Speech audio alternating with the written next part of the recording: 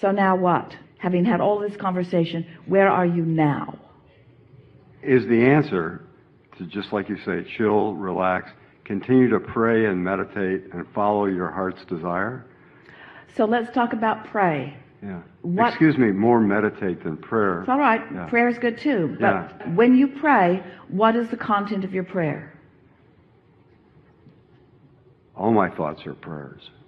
Positive, loving, good. In situations that I judge harshly, to remind myself to see what God's not seeing. We're right on something really important. Yeah. So a prayer that comes from an awareness of need is counter to your value.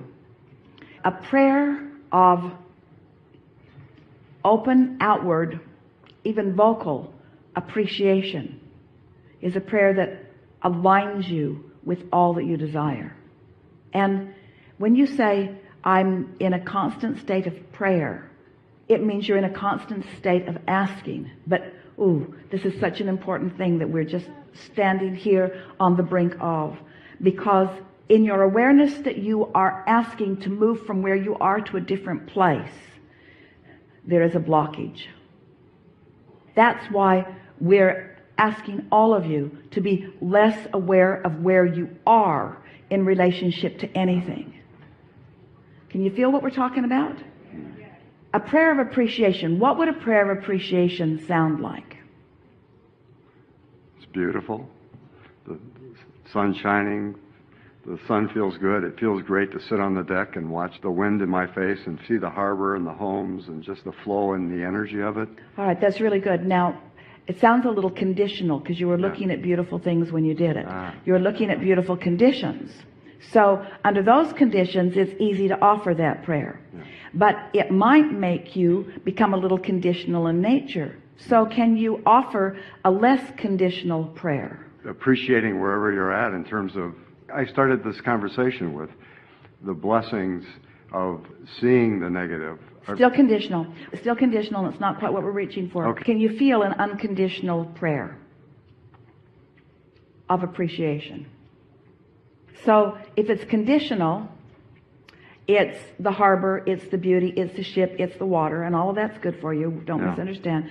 But it's still conditional, which means if you're in pain or if someone was rude to you or whatever, then if you're trained to the condition and you're having an emotional response to the condition, then you're sort of like most people. You're just responding to what you're seeing, and often you're in contradiction of your own desire. So an unconditioned, let's just call it for a moment an emotion.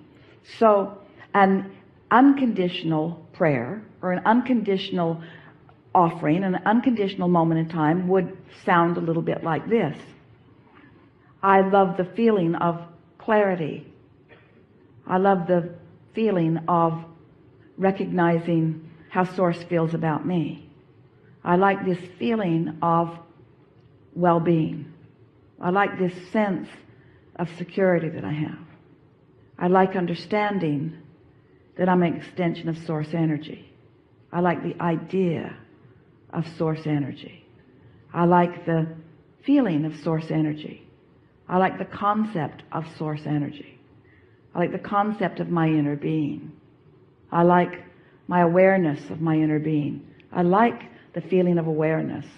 I enjoy the feeling of clarity. I love the subject of momentum.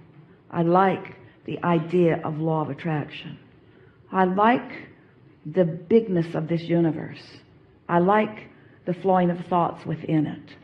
I like knowing that I have access to infinite intelligence. I like the feeling of the flow of thought. I like being an extension of Source energy. I like being here in this leading edge time-space reality. I like the beauty of this time-space reality. I like the variety of this time-space reality. I like knowing that this time-space reality is giving birth to ideas within me. I like the power of those ideas that flow. I like knowing that when an idea hatches within me, that I'm not the only one who has that idea. I like knowing that Source within me is in on that idea with me. I like the extension of that idea. I like the occurrence of that idea to me. I like the desire that is born within me. I like an understanding of the value of my beingness. You see how unconditional this conversation was? You see what we're getting at? Not very meaty for you in many cases, but it was an unconditional. In other words, if you follow this and if you flowed with this just a little bit, you were in a state of unconditioned there. You were floating freely with the source within you. So as you do more of that, what begins to happen is that all of the blockage stops. When you meditate and you quiet your mind, that's what happens. When you quiet your mind, you stop thought, and therefore you stop resistance, and so there's no contradiction within you. But by having this conscious conversation about these unconditional things, what happens is you begin to steady yourself. You begin to accomplish a vibrational set point that establishes a different category within you. It's a category of knowledge. It's a category of knowing. It's a category of love. It's a category of clarity. It's a category of well-being. It's a category of love. It's a category of appreciation. And do you know what? A consistent aligning with that category then brings you in terms of law of attraction. It brings you fun people to play with. It brings you more ideas. It brings you rendezvousing with beautiful things. It puts you on your deck at the moment that the whale jumps out of the water. That category then yields to you conditions. So can you feel what we were just accomplishing here? We were approaching it unconditionally, which wasn't easy and didn't feel natural to any of you. But as you stay there long enough and you accomplish that, then what happens? Your set point moves, your point of attraction moves, and now you finally got your own tiger by the tail. You now are in control of what comes to you. And most are not in control. Most of you are observing what's going on. It's sort of reacting to life. So as you're reacting to life, you're having emotions that you don't feel any control over, because you really don't have control over them, because you had a category going on within you that you didn't know you had going on within you. And so things are coming to you that match that, and then you're trying to sort it out the long, hard way. So what this conversation was about proactively, in advance, pre-paving your vibration in order to accomplish your point of attraction before it comes. What do you think about that? When you wake up in the morning, that's your best opportunity to do just that. Because while you slept, the momentum of any set point or any vibrational category that you had going on before, any emotional vibrational category that you had going on before, is now subsided almost completely. And so as you sit offering your prayer of unconditional appreciation, can you hear what we're guiding you to? Because if it's a conditional appreciation, there's a trap in it, because every subject has two subjects. And so you think you're appreciating your children, but you might be more worried about them than you are appreciating them. You might think that you're appreciating abundance, but you might be more worried about not enough abundance than you are about abundance. So by approaching this unconditionally, you have a much better opportunity to establish your vibrational set point, and then your day will revolve around this vibration, which is your point of attraction, that you then can observe. And then after a while, your observation fuels what you do want, and that's really what you intended when you came into this physical time-space reality. You knew that there was enough that would inspire you to desire, but you didn't plan on getting so stuck in step one. We're happy to have had this conversation. We're happy that as many of you as did enjoyed it. We're not worried about those of you who said, when is this going to be over?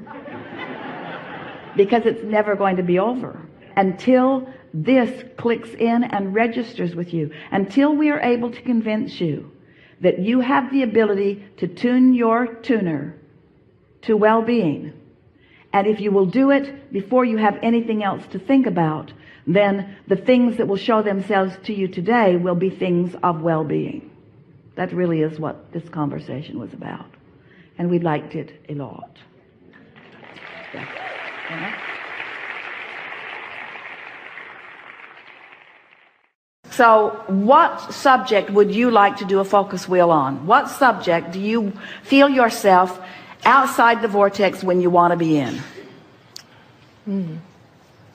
Getting into the right relationship with somebody. All right, so from your outside the vortex perspective, make your statement from where you are. I feel, and use the negative emotion that describes it, I feel discouraged, or I feel frustrated. What is it, discouraged or frustrated? Discouraged is stronger resistance, frustrated is lesser resistance. I'm frustrated. I feel frustrated that, finish the sentence, I feel frustrated that the right person isn't coming into my life. I feel frustrated that the right person isn't coming into my life. I feel discouraged that my life has helped me to carve out an image of me in a relationship that I have not been able to fulfill. How's that? Yeah. I am discouraged that my life has given me so much information about what I want in a relationship, and I feel separated from that. Pretty good statement and accurate to your vibration. So a focus wheel, you draw a big circle on a piece of paper. Clearly it's a very big piece of paper. You draw a big circle on a piece of paper, and outside the circle you make your outside the vortex statement, as we just did. I am disappointed, I'm discouraged that I have lived so much life and identified so clearly what I want, and I feel still so far apart from the manifestation of that.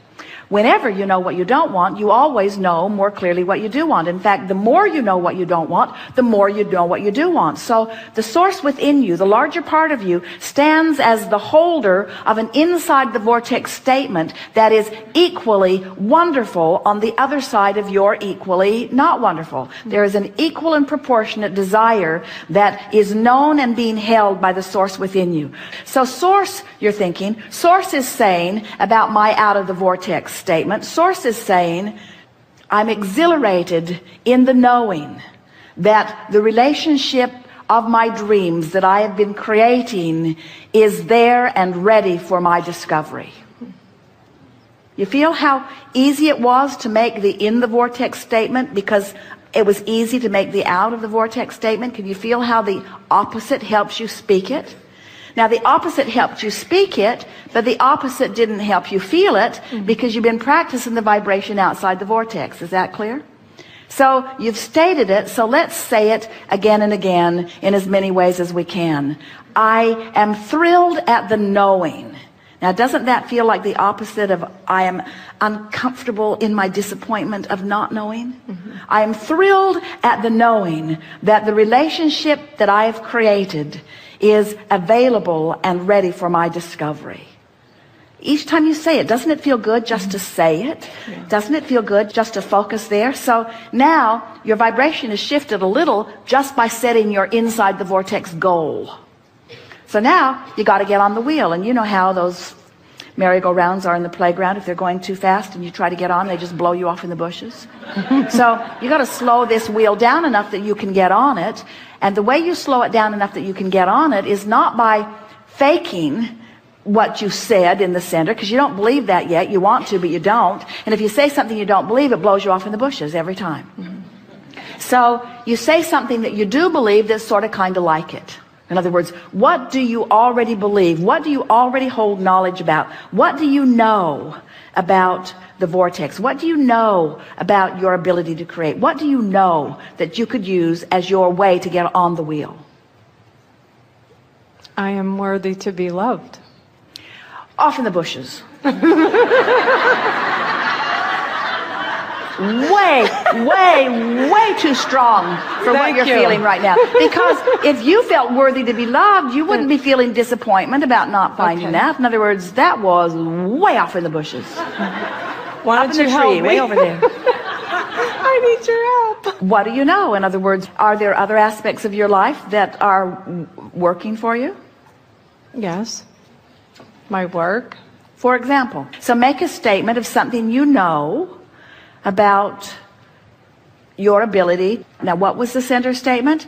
I am thrilled in the knowing of the existence of something I want and my ability to access it. So what do you know about something you want and your ability to access it? Access it.